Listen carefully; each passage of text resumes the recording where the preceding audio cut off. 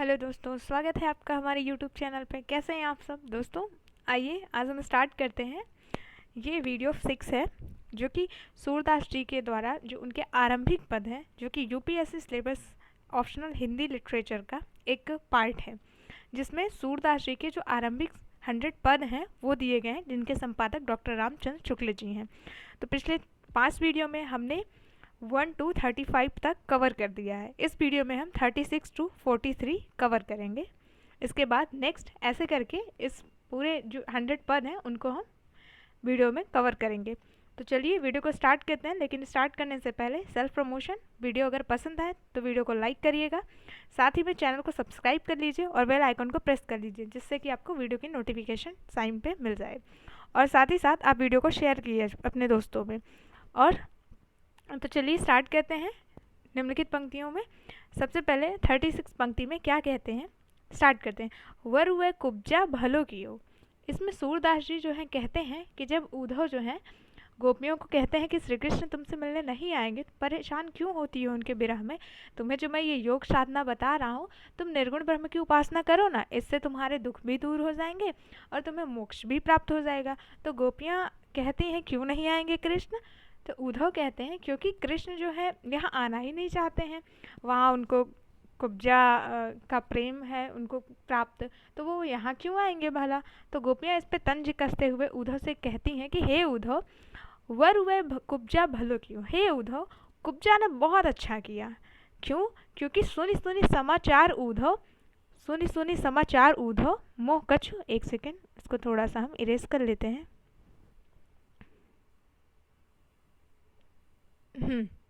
तो इसमें क्या कहती हैं गोपियाँ कि सोनी सोनी समाचार उद्धव मोह कछु के सिरात ही हो। हे उद्धव, जब से हमने ये समाचार सुना है ना कि कृष्ण कुब्जा के वश में हो गए हैं, उनके प्रेम में पड़ गए हैं, तो हमको बड़ा ही हमारे हृदय को ठंडक मिलती है, हमारे हृदय को। क्यों? क्योंकि जाको गुण गति नाय रूप हरि हारो फिर न दायो। क्योंकि ये जो कृष्ण है ना, ये जिसका भी गुण, जिसकी भी गति, जिसका भी रूप, सौंदर्य, उसका मन, उसका हृदय, ये जो हरण कर लेते हैं ना, हरण करते हैं, इनको दया भी नहीं आती, हर करके ये मथुरा चले गए हम सब का। और क्या हुआ कि तिन अपनों मन हरत न जाने, हंसी हंसी लोग जियो। तो ऐसे श्री कृष्ण का मन खुद ही हर उठा कुब्जा के द्वारा, और उनको पता भी नहीं चला। मतलब वो इतनी सरलता से अपने हृदय को किसी और को दे दिए। इस बात में हमको बड़ी हंसी आती है, और इस पूरे गोकुलवासी जो हैं ये बात सुन सुन करके बहुत हंसते हैं। अर्थात ये हमारे लिए एक हंसी मजाक का विषय बन जाता है, और इसी हंसी मजाक में हम जीते हैं। सूर तनक चंदन चढ़ाए तन ब्रजपति वस्य कियो।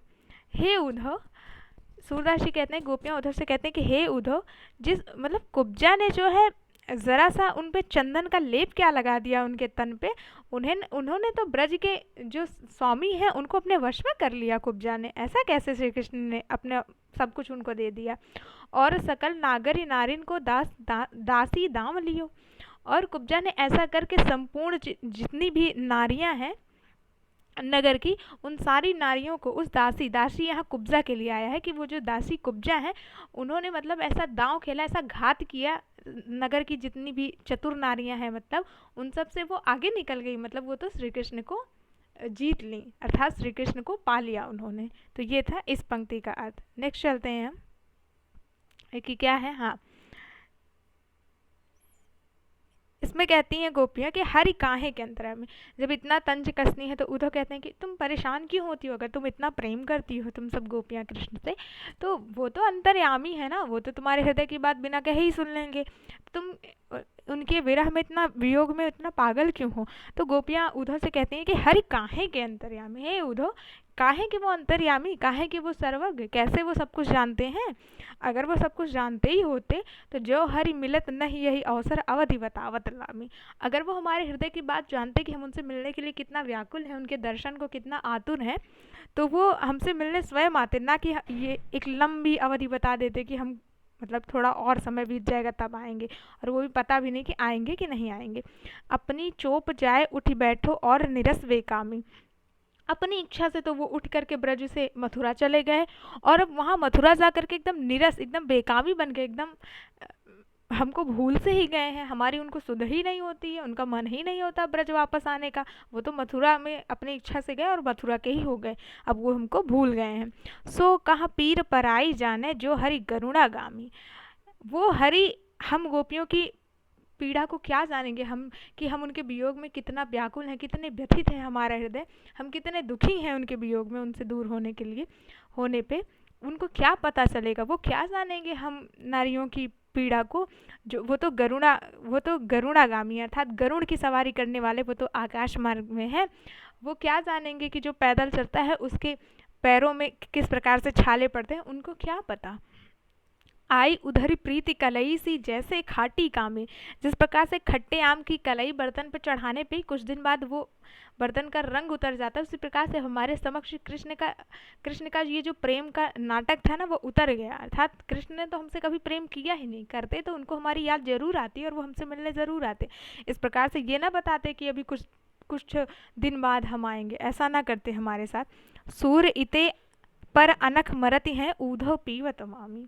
सूरदास जी कहते हैं कि गोपियाँ उद्धव से कहती हैं कि इते पर अनख मरती हैं ऊधव पीवत मामे।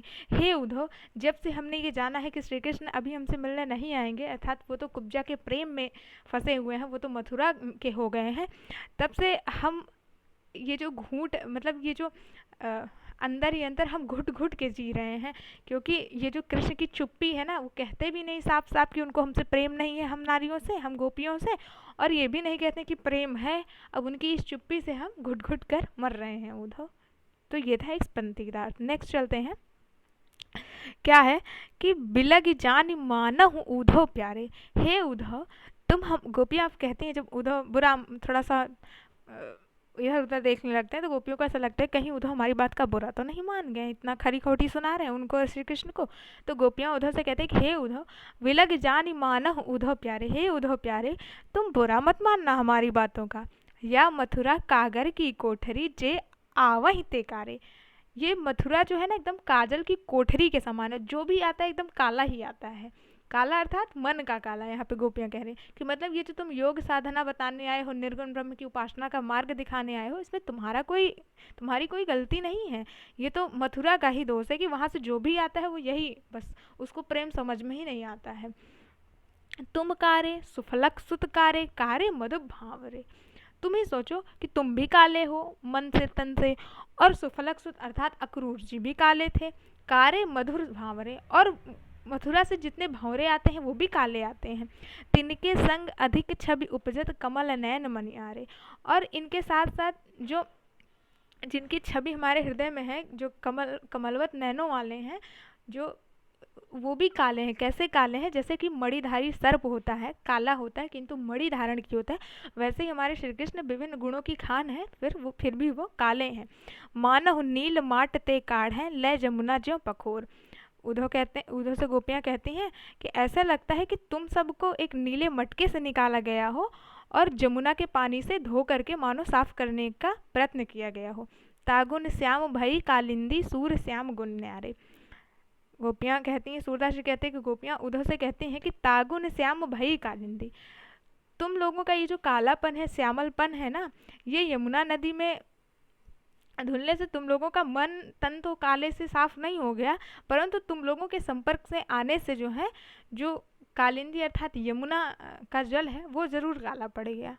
तो ये था इस पंक्ति का। नेक्स्ट चलते हैं, क्या है कि अपने स्वास्थ्य को सबको, इसमें गोपियाँ उद्धव पे व्यंज करते हुए कहती हैं कि हे उद्धव, सब अपना स्वार्थ देखते हैं, सब अपना ही अपना देखते हैं कि मेरा क्या फ़ायदा है, मेरा क्या, कोई हम लोगों के विषय में नहीं सोचता है।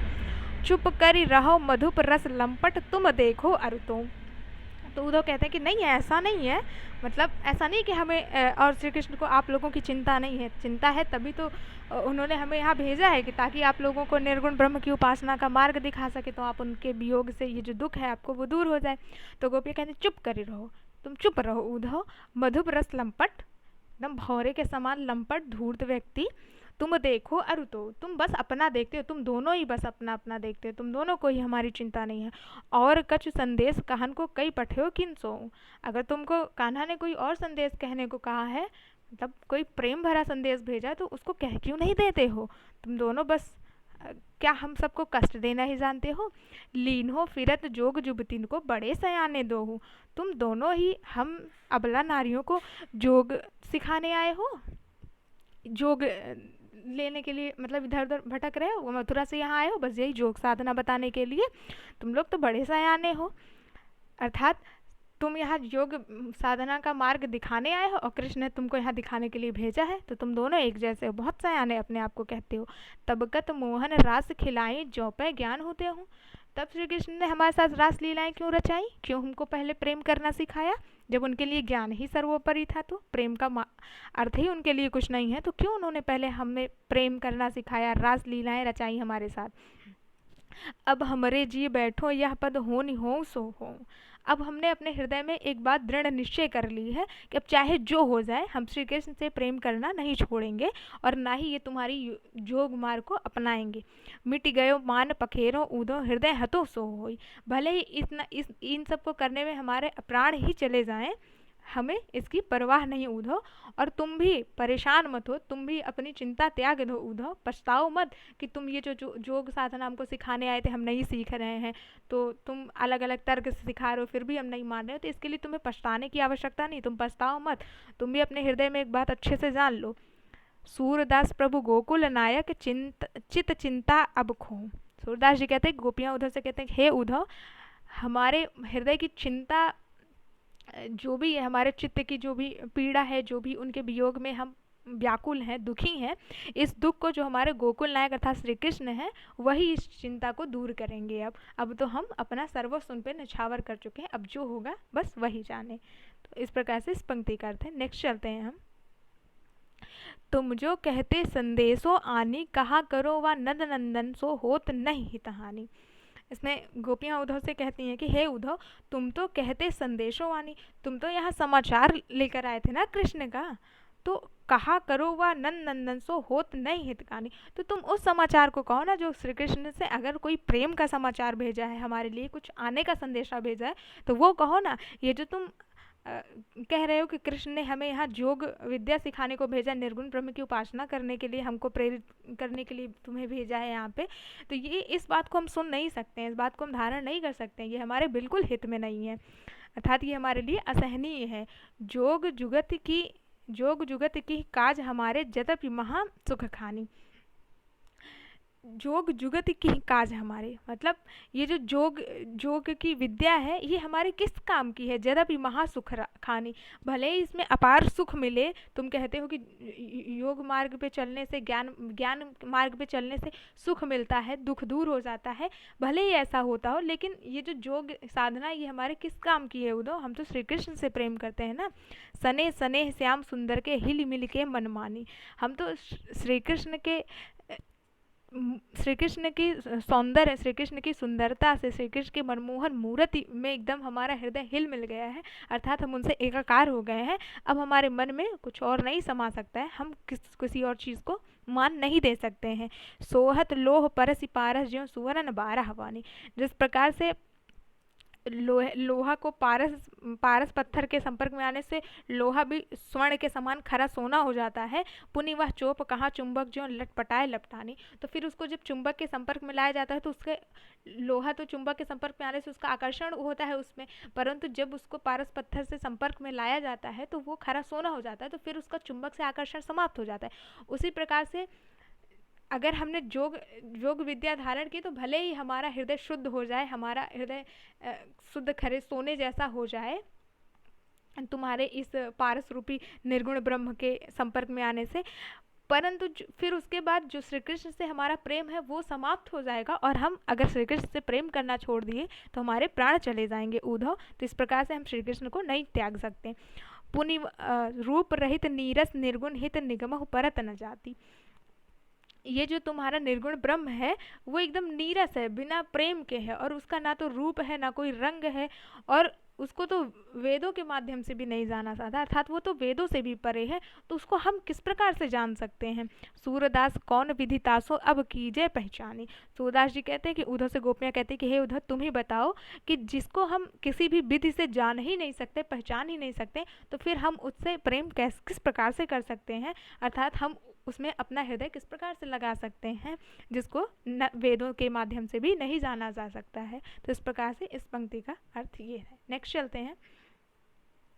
हम तो कान केल की भूखी, कैसे निर्गुण सुनहि तिहारी, बिरहति विरह द्विदुखी।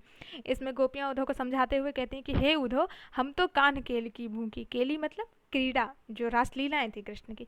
तो गोपियां कहती हैं कि हम तो श्री कृष्ण की जो बाल क्रीड़ाएं थी, जो उनकी लीलाएं थी, रासलीलाएं थी, हम तो उसी की भूखी हैं, अर्थात हम तो सिर्फ श्री कृष्ण से प्रेम की भूखी हैं। कैसे निर्गुण सुनहि तिहारी, विरहित विरह विदुखी।